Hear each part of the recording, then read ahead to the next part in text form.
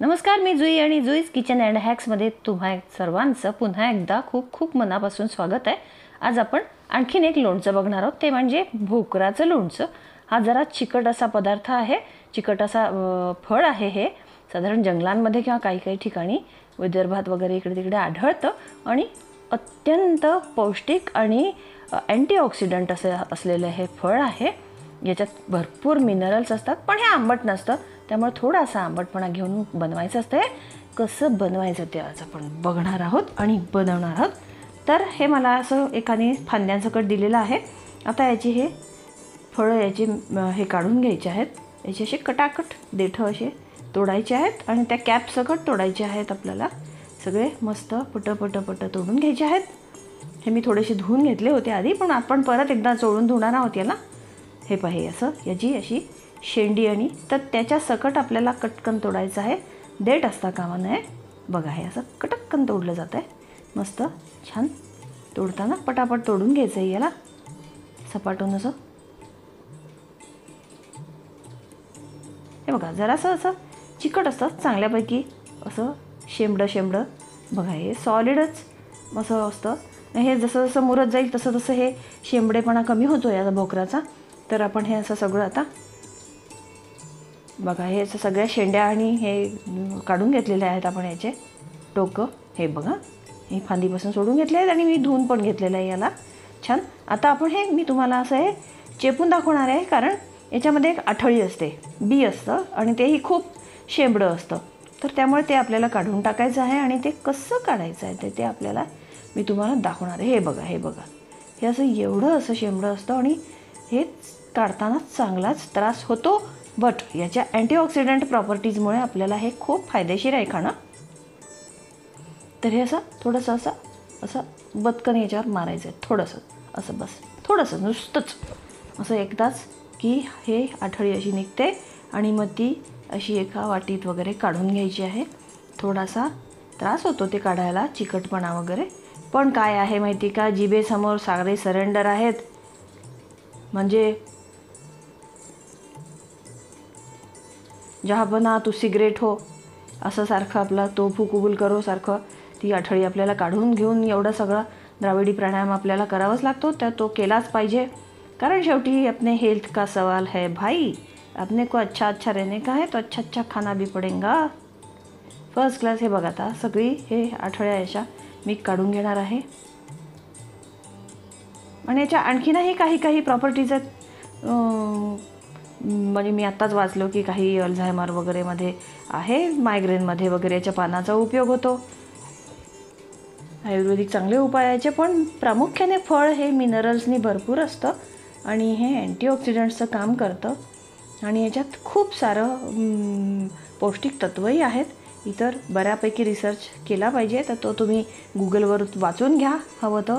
खूप छान बरंच काही दिलेलं आहे. आता मी याच्यातल्या सगळ्या आठळ्या हे बघा काढून घेतलेल्या आहेत आणि अशा ह्या पेरताही येतात कुठे जंगलात टाकून द्याव्या सीड बॉल्स करून आणि कुठे जंगलात टाकून घ्यावा. आता आपण काय करू की या कैरीची सालं काढून कैरी किसून घेऊया, कारण ह्या भोकराला आंबटपणा नसतो. सो मीठ चपात्यासाठी आपण करून घेऊया. तोपर्यंत तुम्ही चॅनलला सबस्क्राईब करा, आवडत असतील माझ्या रेसिपीज तर, म्हणजे मला छान रेसिपीज अशा तुमच्यासमोर आणता येतील. तर काय असतं की आंबटपणा भरपूर असला ना की मीठ टाकता येतो, आणि मिठाचं प्रमाण वाढलं की साधारण ॲसिडिटी आणि मीठ या दोन्ही प्रिझर्वेटिव्ज म्हणून काम करतात. सो आपल्याला ही कैरी इथे किसून घ्यायची आणि टाकून घ्यायची आहे त्याच्यामध्ये, म्हणजे याला आपण मीठ टाकू शकूया.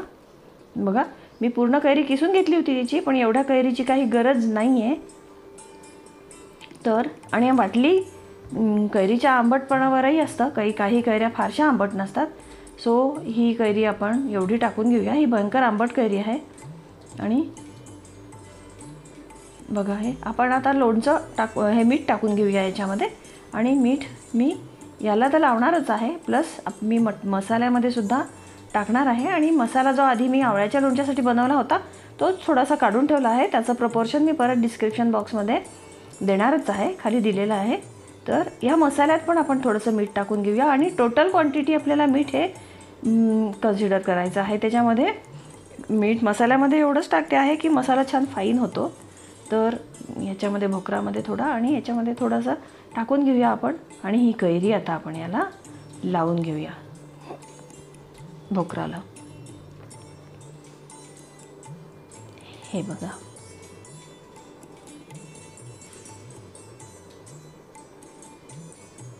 तर ही अशी कैरी पण याला चोळून घ्यायची आहे, म्हणजे याला आंबटपणा येईल. तर तुम्ही तुमच्या आवडीनुसार आणखीन थोडीशी कैरी घातली तरी चालेल, पण याला आंबटपणा आलाच पाहिजे. कारण मग नाही तर मग लिंबाचा रस पण घातला तर चालतो, पण नुसता लिंबाचा रस घातल्याने तेवढी टेस्ट येत नाही. पण तरी काही ठिकाणी व्हिनेगर वापरलं जातं, म्हणजे प्रोफेशनल लोणचं जे करतात, बादल्याच्या बादल्या भरून लोणची जी करतात लोक, तर म्हणजे जिथे विक्री होते भोकराच्या लोणच्याची, तर ते लोक सर्रास व्हिनेगर वगैरे वापरतात. आपण कैरीच वापरावी. हे बघा, आता मी हे परत थोडंसं बारीक करून घेते आहे. बघा, मस्तपैकी पावडर करून घेतलेली आहे याची मसाल्याची मी. ह्याच्यामध्ये असा मस्त हळदीचा मोहरीचा एक छानसा ब्लेंड आलेला असतो याच्यामध्ये.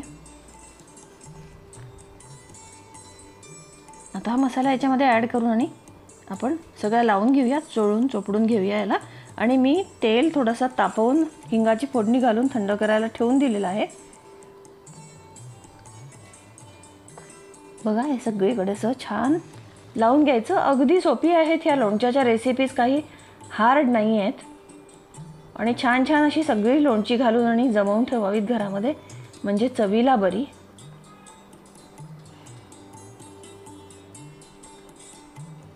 मस्त. आता हे छान याचा स्टर देऊ. आणि दुसरी गोष्ट म्हणजे मसाला मी टोटल बनवताना त्या मसाल्यामध्ये हळद आणि तिखट हे टाकलेलं होतं. तर आता हे भोकराचं लोणचं हे फारसं काही तिखट किंवा फारसं नसतं, तिखट वगैरे. छान मस्त टेस्ट आलेली आहे याला.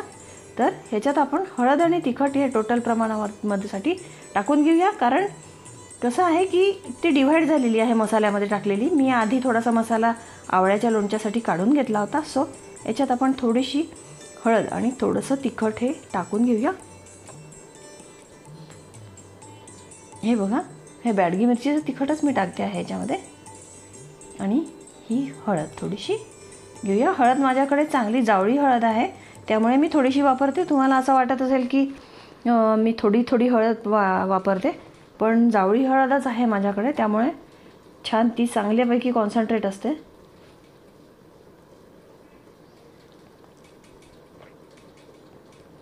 बघा, आता याला एक छानपैकी स्टर देऊया.